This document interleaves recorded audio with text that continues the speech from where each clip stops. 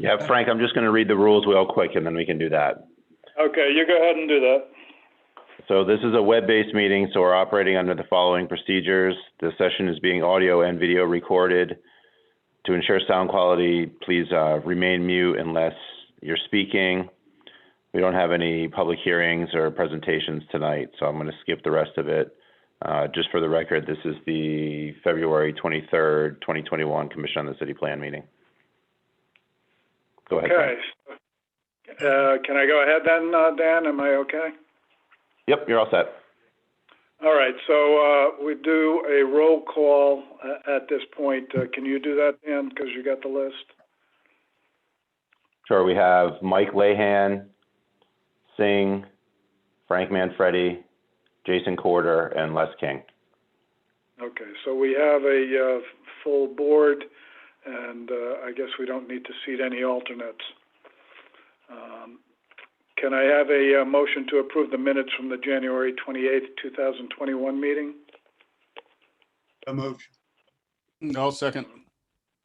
That was We have a motion by Mike and a second by Singh, it sounded like. Yes. And, Les. Les, okay. Les, yeah. Thank you. Yeah, I can't see anything here. I'm on my house phone. I've got nothing showing other. I can see the agenda and that's it. To help you, we can let you know who did the first and second for you. Okay, so we have a motion and a second. All in favor? All right. Aye. Aye. All right. Okay, so the minutes from the January 28th, 2021 special meeting are approved. I see communications are listed as none on the agenda.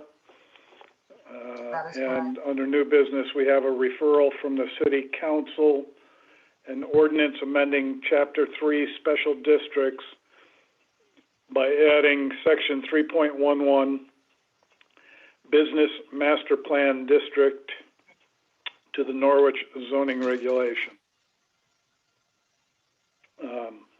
I don't have the text of that in front of me. I don't know if anybody Frank, else. do you want me to take over from here on it? Sure, go ahead. Sure. So, oh, and also Frank, because this is an application of NCDC and they're on the board, did you want to recuse yourself from this?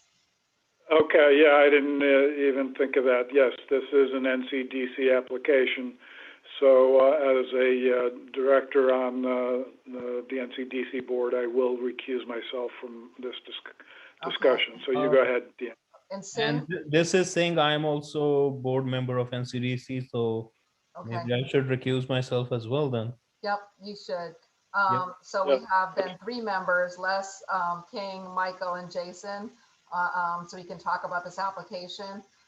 So what this is an application from the, actually, Dan, do you mind going to the other page, which is the document that comes with this? Yeah, so this is a memorandum in support of the application for the zoning text amendment. I won't read it to you, it's on the website, but I would just generally tell you what it's about. So I'll read the second paragraph. In the city of Norwich exists properties which are proximate to Interstate 395, which represent important opportunities for economic growth and community development. There may also be other areas in the city which may be identified from time to time, which also represent such opportunities. Norwich Community Development Corporation proposes to add to the city of Norwich zoning regulations a business master plan district floating zone. This zone will afford the opportunity to rezone existing properties as part of a comprehensive plan of commercial development consistent with the city of Norwich Plan of Conservation and Development. The business master plan district will require a minimum of 200 acres of land, which is sufficient to retain and support the expansion of existing businesses and to target other desired markets and business sectors. Requiring the master plan approval for the floating zone will ensure consistent quality and uniform development. And it goes on to reference the POCD and how it's supported, this action is supported by that. So now if we can go back to the reg, Dan, real quick. So the ordinance is amending section 3.11 and adding a new section of zoning regulations, which again would allow for the tool to come in for a floating zone that would allow for a business master plan zoning district, which would be a floating zone that would overlay on top of other zones that are in the area. And it would also not necessarily be only for the area that was distinguished in that letter, but also properties, again, that are 200 acres inside contiguous. And this district allows for, if you can move down, Dan, a little bit, the page. It talks about the establishment and how it gets approved. But what the district does is it allows a lot of different uses in the zone, and it requires that it be a consistent, comprehensive plan. So what would happen is that the regulation states that you can apply for this. You would have to show, meet all these dimensional and bulk requirements, consistent architectural design, signage. And so the project would then go before the council as a zoning amendment, just like they approve zoning because they're the zoning authority. And at the same time, they'd approve the master plan. So the master plan would be this whole project of 200 acres in size. When the development of each specific, I'm going to use the word lot very loosely because it could be subdivided or it could be one giant condo lot. When each of these developments of these particular sites get moved forward, they would come before the commission on the city plan as a site development plan. So the council will approve the zone as a master plan, and then individual developments of the sites would come forward to the commission in the future. So this is what the application is. It's basically the avenue to do this in the future. You don't have to take action on this tonight if you haven't had an opportunity to really read it over. It is on the website, and we can also send it to you if it hasn't been sent to you by email. The council has the public hearing on April 5th for this, so the referral can be at our March meeting if you're more comfortable with that. Kathy Wazika may have comments. She's not here this evening, but she said she was going to be submitting comments, so it may be wise to wait and see if she has anything to add into this for the referral. So there's some time. It had to go out to all the abutting towns, the COG, the state DEEP, and NPU because of the utility water company in the area. So that's basically the gist of it without going through every section for you. But have you all read it over or anything, or do you have any questions? Can you tell me how this was developed? Who drafted this and who had input into this? So the NCDC is the applicant, and it was drafted with the help of their, I can't really be specific because NCDC is the applicant, but several people were involved in the drafting of it. Attorneys looked at it. I looked at it pre-submission to make sure that there was not some big gaps in there and there wasn't issues that I, as a planner, think that are problematic. So there's been some massaging. This has been going on for a little while, so that the right text, or at least felt like it was in a position that it could be supported by the commission if they so choose. So things were added in and modified before it was submitted to make sure that, as far as being your city planner here, I want to make sure that the city is protected and the commission has a say in these design standards and, the different requirements. So you've looked at it and you're satisfied with it the way it is? Yeah, I think it's, it's a tool, and I think that, I've looked at it many times. So do I think it's perfect? I nitpick everything, when it comes to regulations, but it does what I think that that it should do. And I think it's good. It's hard to say when it's a regulation being submitted by someone else. You try to step back and look at it, but if it's something that's very flawed or has big holes in it, as a planner, it's responsible for me to say to them, it's hard for me to support this. I do feel comfortable with the language that it is now, if that's fair to say. Okay.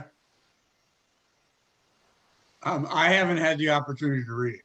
I think you should. I mean, it's different in the sense that, you all familiar with how zoning works, and, the commission, the council zones properties, and then automatically it comes to the commission when development happens. It's a little different because the master plan is approved by the council as part of the zone change. So they're overly, they're looking at the whole project looking at the potential uses, the parking, the layout on a very high level scale, like very high up. But when it gets down to the nitty gritty for the actual development of that particular site in the master plan, then it would come to the commission.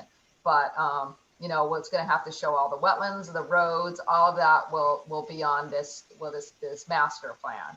And the Wetlands Commission will look at the master plan before it goes to the council to look at impacts to wetlands. But again, just like the commission, so, you know, if a master plan comes in that shows no activity within 100 feet and, you know, good to go for wetlands, and then all of a sudden during development of the lots, when you actually see site plan, that it's encroaching closer to the wetland areas, those would require, you know, obviously permits from the commission, you know, from the Wetlands Commission. So, so it's a little different, you know, as far as the council looking at this development parcels, if that makes sense.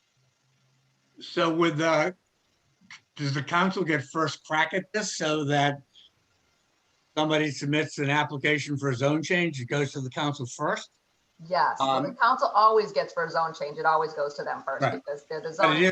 it is considered to be a zone change. It is. It becomes so what happens is, as part of this district, it's I think it's on the last page. I think it's good for, I think it's 5 years. I don't know if it's where it shows that on here. It might be further. So it's not an overlay zone, it's a complete zoning change. It is. So it's a floating zone. So it doesn't change the underlying zone. What it does is I think it's 5 years, it says on here. I don't remember where exactly. So what happens is they get the approval of this master plan and it lands there. It's this business master plan district. And then what ends up happening is, if it doesn't get built out, they can ask for an extension. Here it is. The city may grant one or more extensions of the period prior to expiration upon written request, but no event will the extensions exceed 5 additional years. So the zone change is good for 5 years, and they can ask for an additional 5 years. But once, let's just say, a project is proposed, a master plan shown, and, you know, something happens, the economy changes or whatever, and no one's interested in this master plan, the underlying zone just comes back. It's just lays on top of it. And once it's expired, that doesn't happen in the 5 years. They don't get an extension. It goes away. It goes away. So it's only good, that zone is only good with the master plan. They tie together, if that makes sense. So when the city approves the zone change, so the city council first has to approve the zone change, and then it comes to us for development purposes? So what happens is, and this is the tool here, is that the regulation would get adopted first, and let's just say that it does. Then the applicant has to come in with a master plan to the council, and the master plan is the 200 acres that's the subject of this business master plan district zone change. Well, and it's not a zone change. Again, it's a floating zone. It's a master plan. So the council approves the master plan with all the sites and all that. But then when they're ready to develop, when they're actually ready to build out a building, one of the uses in this, and we'll go down and look at the use table, when we build out the uses, then that application for that particular use, here's some examples. So a professional and contractor office. So all of a sudden there's a building that's going to get built, and it's, 10,000 square feet. It's going to come to the commission just like a regular site plan. But we'll already have known that the master plan for this whole development has been approved with the roads, the consistent lighting, the consistent color scheme, materials of the buildings, all that. So the business park really does, in essence, is a business park. It's not just spotty, developments of different things there. So these are the only uses that would be permitted as part of the uses there. So it's anything that's underlying, that's already there in the underlying zone, and these other particular uses, such as professional and contractor offices, research development, computer software and hardware development, data centers, logistics centers, laboratories, no on-site patient visits, that kind of thing, manufacturing, power generation facilities, truck stops with associated retail sales, but that's subject to approval of location within it. So that's not, you can't necessarily have a bunch of gas stations everywhere, truck stop. that would be specifically where it makes most sense. And then other things that are allowed on the underlying zone at the time that the application is approved. Prohibited uses in this master plan, no outdoor storage of raw or finished materials as a principal use. So you can't have a lot that's just a storage yard. You can't have a junk or salvage yard. You can't have gasoline filling stations except as permitted use as a truck stop. So you just can't have regular gas stations there.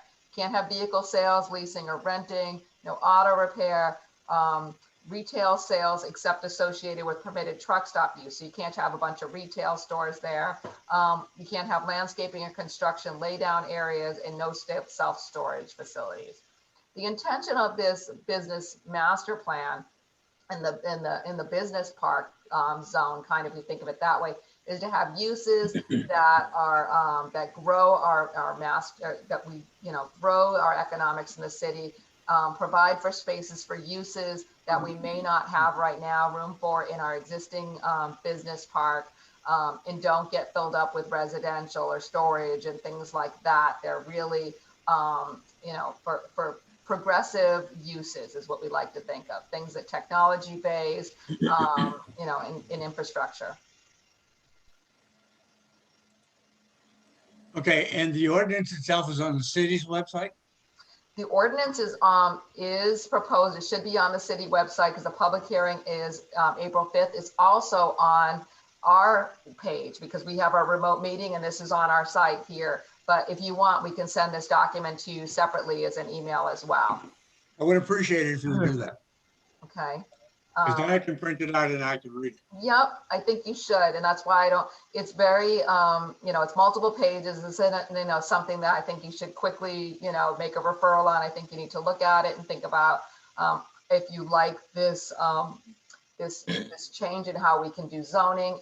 I really like it. It's another tool in our toolbox, but it does take a little bit, it requires the council to act in a little bit of a, commission spot in a way, because they have to look at that master plan, which they're not necessarily used to doing that when they do zone change. So the zone change is the master plan. The master plan is the zone change. It's tied together. So there'll be a lot of, maybe a little bit of a learning curve there, but, as staff of the city will be assisting them. And then when it comes down to the nitty gritty of development, it'll be the same as we do for site plans right now.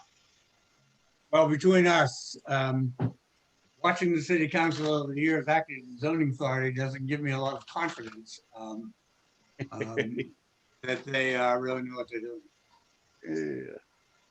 Well, in the future, if this did get adopted and the charter changed and the CCP was made the zoning authority, this authority would fall onto this commission. So, but In your dreams. Yeah, we tried that one. So if there's no more questions on this, do we want to just table this to next month's meeting? I have a question. Okay, Les. Specifically, to overlay this zone onto a piece of property, once it's overlaid there, then it goes with the property regardless of who the owner is. Is that correct?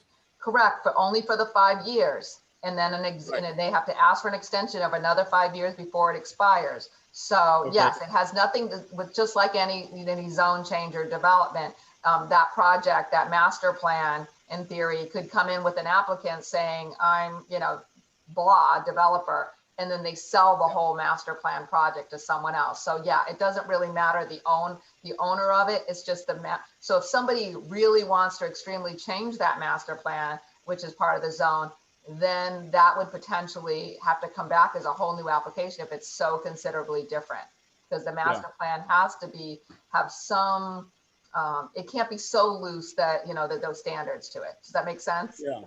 Because the things of like the road design and those are significant. So if that changed very significantly, or the number of, buildings and, when I would say lots, whether they're lots or whether they're, it would be, we'd have to determine if that master plan modification, if it was slight or if it was considerably different, and then it would have to apply again, I would believe. We'd have to look at that. Yeah, okay. But it does go answer your question. Yes, it doesn't matter the owner. Okay, yeah, and I did read through it. It's somewhat generic in some areas, but so the way this would work is that 200 acres would already have to be owned by the applicant prior to overlaying this zone. Well, it doesn't say it has to be owned by them. I don't think it says that anywhere. But obviously, if you're going to be doing that, the intention, if I was an owner and somebody was putting me in their master plan and showing what's happening on my project, you know, on my property, they better be dealing with me and have an agreement with me. You know what I'm trying to say? So it's because, you know, someone's residential house or some existing use, you know, wouldn't really be consistent with what the vision of the master plan for a business park is. Yeah. So I guess my question is, you know, sort of the same thing, but like the one that specifically we're looking at for NCDC is that they would own all lots in that 200 acres. They would be the owners, and then they overlay this. In So theory, yep, that could happen. It could. I mean, you could have agreements with people. I don't think there's anything in, you know, that says that you couldn't have agreements in place, but let's just say they fell apart. You submit a master plan and you don't have ownership and you can't make an agreement with that. Everything could fall right, you know, through the cracks. It wouldn't work anymore because you don't have your 200 acres and you know what I'm trying to say? So the best bet is to have all your ducks in a row and to own all the pieces. Yeah, and that's why I'm asking the question, because that's a significant, you know, acquisition to do or to make memorandums of understanding or contracts with existing owners before you overlay. That's for 200 acres. That's pretty significant. It is. And just so you understand that we have other tools. This is a tool for zoning. It doesn't mean that anyone developing a lot on a large parcel has to use this tool. This is just another tool. And so we have other regs in our zoning regulations adopted in 2015 that are tools, and they've never been used. And so this is just, we don't know. This is, you know, something that I believe there's intention to use this as a tool if it does get adopted, this regulation, but it doesn't mean there's any fire, you know, anyone they have to do it. You know what I'm trying to say? It's in the book. It goes on the books, basically. Yeah. Okay. Thank you. You're welcome. So it would probably be good to have one of you make a motion to table this to our March regular meeting. I don't know the date off the top of my head. Yeah, I'll make a motion to table this till our next meeting. I'd like to second that motion. Jason? I guess I'll say all in favor. Aye. Okay. And that date is March 16th. So just in the minutes, if that can go there. So we'll send this out to you in an email just to make sure you have it and you can print it out so you can be prepared for next month. If there's specific questions you have that you need to ask me, feel free to reach out to me ahead of time so that, you know, I can answer those. So it, you know, so it makes it easier to move on and to make a recommendation to the council that night because their public hearing is in April. So if we could, you know, get questions answered before then, that's helpful. Yeah. Yep. All right, Frank, you and Singh want to come back into the meeting? Okay, yeah, I'm back. So we've taken care of item number 1 under new business. Item number 2 is 510 CRS table, annual recertification document report. You want to tell us about that, Deanna? Sure. So the city is part of the community rating system, which is through FEMA, which allows us to pass on savings to be able to, the people who have flood insurance policy in the city get a reduction in their policies because we have participated in this program. And it was pretty significant and a lot of work to get into the program. And we came in at a class 8, which is about a 10% reduction in the cost of flood insurance for people in the city that purchase flood insurance. So it's a significant amount. But because of that, we have to have annual recertifications. And then I think it's every 5 years, it's a full boat, you know, recertification. But we do our annual one. And one of the things that we needed to do, as you see that on number 2, we need to talk about this item 510, which is activity. We have activities, that's how it's they're called. And activity 510 is implementation of our credited plan, which is our hazardous mitigation plan for the city, which was done a few years ago. So The copy of the plan, so I'm just gonna go through this. We're required to do this in front of the commission and put it on the agenda, so we get our credits and our points for it. And that's how it works with CRS, is we get points for doing activities that show that we're involved in preventing flooding and other emergencies in the cities and hazardous mitigation. So number one, we have our original plan where it's available, where you can get that. And then so today, number two is describe how this progress report was prepared. So this is our progress report. It was submitted, submitted by us to the CRS program. And then we state in here that we're going to be providing this to the commission on the city plan at your meeting this month. And the report's going to be an item on the agenda for review and discussion, available for viewing online in our remote meetings folder. And then we noticed that all commission meetings are publicized on our website, and there's paper copies of documents available to the public. And then, so the next step, number three, was provide a the description of the implementation of each of the recommendations or action items in our action plan. And in part of the hazard mitigation plan, there's action items that need to be taken care of. So then I'll show you that in a second. But number four is discuss why objectives were not reached or why implementation is behind in schedule. And I'm going to go over that when I show you the table.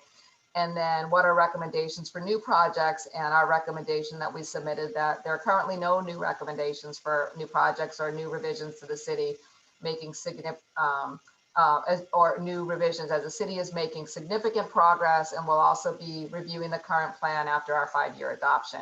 So we're not going forward with making a lot of zoning regulation changes or anything. So Dan, could you show the table? So these are the ones that we've had some issues with, or we haven't reached them or implemented yet. So we're going to start with number 14 says, we're consider removing the silt buildup from the vicinity of the Canada Bridge on Sherman Street, and that's a Department of Public Works. And that's going to be addressed with the new bridge construction starting in 2022. So we have not implemented that, but it's going to happen. Action items, including number one, you can kind of move that. Let me see if I can see that better. Number one, identifying rock outcrops and steep slopes with additional natural resource potential and prioritize for conservation. We haven't taken any action on that yet. That's something I would say the Conservation Commission can work on, but it hasn't been a super high priority, but we will continue to work on that. Number two is continue to support linear parks and trail systems in the 1% annual chance floodplain, which is what we call the 100-year flood, and expand the Heritage Riverfront Walkway.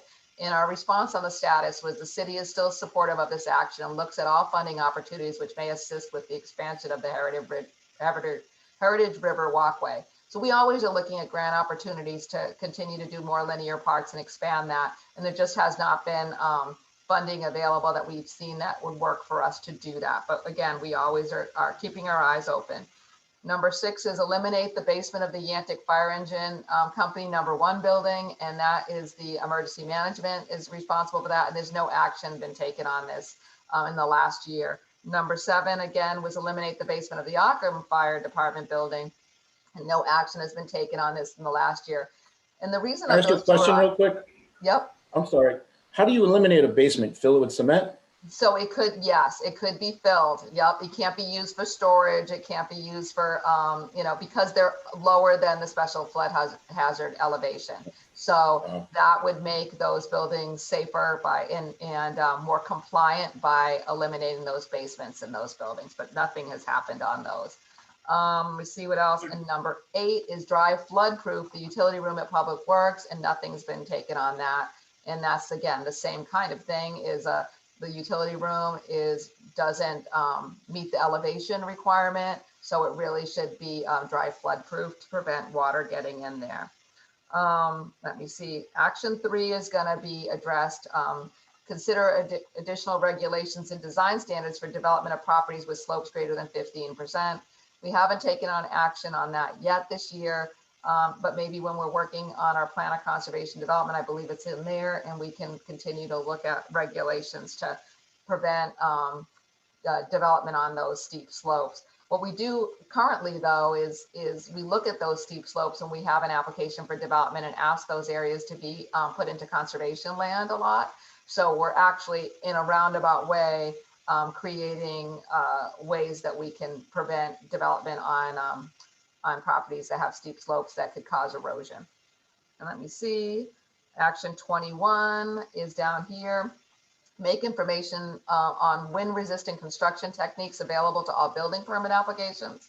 And that's the building official is supposed to be in charge of that. There's no action that's been really taken on this, but we do have the ability, and we do refer people seeking a building permit to the state for additional resources, including wind guidance, if people want to take advantage of that, about wind-resistant construction. So it's not only about flooding, it's about any kind of hazards that could affect development. But really the hazards mitigation plan is part of our CRS program, but the CRS program is really about flooding. But the hazards mitigation plan is all about different, any type of emergencies that we could come up in the city. So that is my update on the 510 for the CRS program. Does anyone have any questions? Do we need to take any action on this, Deanna? Nope, I just needed to present it to you of where we're at. So that's what I did. I just want to ask, Okay. since Frank has been associated with the Yannick Fire Department for so long, I thought he and his wife were going to move into the basement there for their retirement. So Frank, We're gonna make it a condo. Oh, please. So that's it for Frank for that item, if you want to move on. Sure, unless there's any other questions, I think we can move on. Okay, so no other questions. I see nothing under old business, nothing under extension requests. We do have a bond reduction or release request for STP number 912A and 912B reduction request. So I want to first correct that it's actually not 912, it's 921A and 921B, and this is the Panema Mills site of the North Mill. So I just wanted, there was a typo on the agenda, and just want to put that for the minutes to be corrected. So they had asked for a release of the bond for the North Mill, but there is some additional site work that hasn't been done, land disturbance activities in the rear of the building and some landscaping.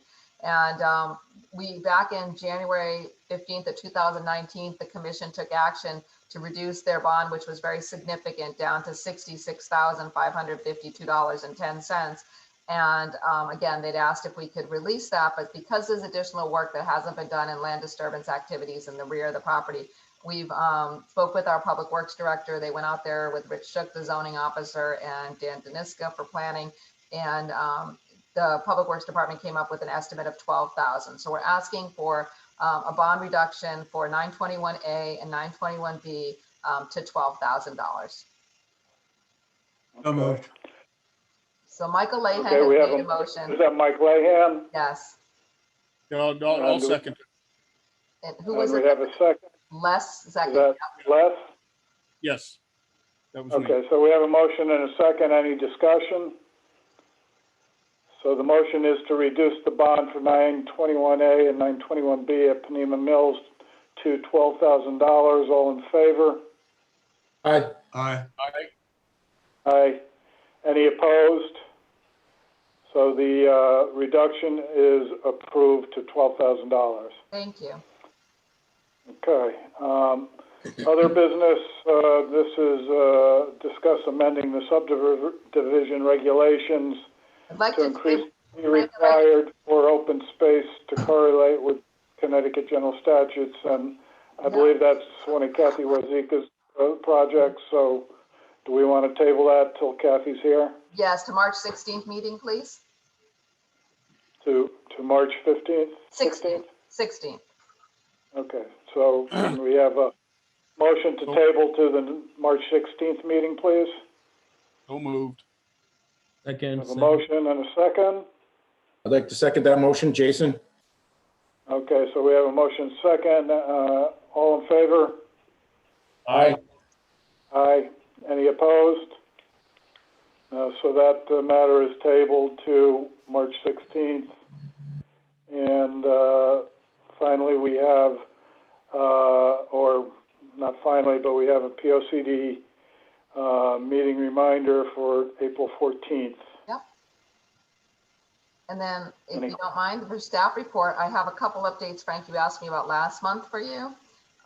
So you want to know about Burger King. I have reached out to the owner of the property. I have yet to hear about the project, but I have reached out and I'm hoping to hear back about what their construction schedule was and, you know, what their plans are, because we'd like to know what's coming up in the future. One of our building officials that we just hired, who was really good, we really liked him, resigned.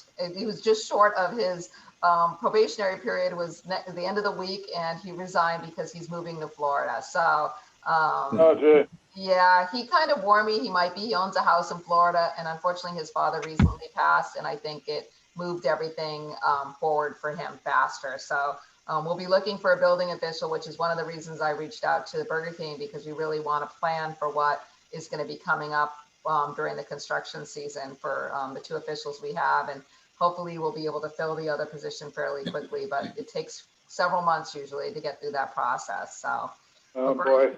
yeah, so Burger King, I don't have an answer yet. I did speak with the owner, Aaron Benamo, of one of the owners of the Hale Mill, and I did get an update from him. He's going to send me an email, but verbally he told me that they're pretty much finished up with SHPO, that Kroski architects have been working again about the portico in the front of the hotel. I don't know if you remember, they were putting like an entry portico in the front side of the mill, street side. And I guess SHPO decided they didn't like that. After they didn't like the back, then they didn't really like the portico in the front. So I haven't seen what that potential revision will be yet, but he feels like they finally might have a handle on that. And their goal is to start construction in the summer. So they haven't filed the Mylars yet, but they would be moving forward. And their goal again is aiming for that hotel to be under construction this summer. That'd be great. Right. So those are your updates. Okay. I had a Anything question else? about, oops, I'm sorry. I was just asking Deanna if she had anything else she wanted to report. I can't think of anything. Dan, is there anything in particular? No, I don't think so. All right, Jason had Okay. something though. Jason, you had a question? Oh, I was looking in the CCP folders and it says next week or next month's meeting will be canceled. It says that in our folder? Yeah, 324 virtual meeting cancellation. That may be from last year, Is it? because our next meeting Oh, is March. geez, I'm sorry. I'm going the wrong way. Oh, that's okay. I was gonna say, oh, wow, no, Yeah. it's not canceled Oh. yet, so that's, Almost been a year already. Yeah, it's been a year we've been doing this. yeah, we've been COVID out. Yeah. Sure are. Okay, anything else to come before the meeting tonight? If not, I'll accept a motion to adjourn. So moved. I'd like to Second. make a motion to adjourn. Motion and a second, all in favor? Aye. Aye. that was Okay, Jason. so we're officially adjourned. Thank everybody for participating. Hopefully someday I'll get my computer to accept this Zoom stuff and I'll be able to see you. Or maybe we'll be able to get together in person sometime.